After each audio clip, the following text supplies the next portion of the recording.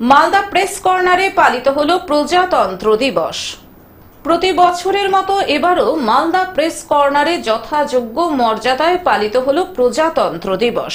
৭৬তম প্রজাতন্ত্র দিবসে জাতীয় পতাকা উত্তোলন করেন প্রবীণ সাংবাদিক অভিজিৎ চৌধুরী ও স্বপন মুখার্জি। নেতাজির প্রতিকৃতিতে ফুল দিয়ে শ্রদ্ধা জানান জেলার সাংবাদিকেরা। এরপর সমবেত জাতীয় সঙ্গীত গেয়ে দেশমাতৃকার প্রতি শ্রদ্ধা জানানো হয়। পরিশেষে দিনটির তাৎপর্য ব্যাখ্যা করেন সাংবাদিক অভিজিৎ চৌধুরী। ৭৬তম প্রজাতন্ত্র দিবস উপলক্ষে আমরা এখানে মালদা প্রেস কর্নার যবে থেকে তৈরি হয়েছে তবে থেকে আমরা এটা শ্রদ্ধার সঙ্গে পালন করে আসছি।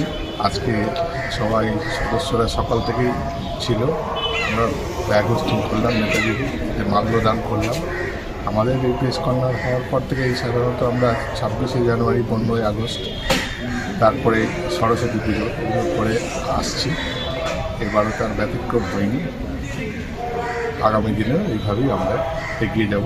আমাদের কাজকর্ম তো প্রতিদিনই সবসময় কাজকর্ম থাকে, তার মধ্যে থেকেও আমরা একটু সময় বার করে এইটুকু কাজটা আমরা করে আসছি। মালদা থেকে অভিষেক দাসের রিপোর্ট, গ্লোব নিউজ।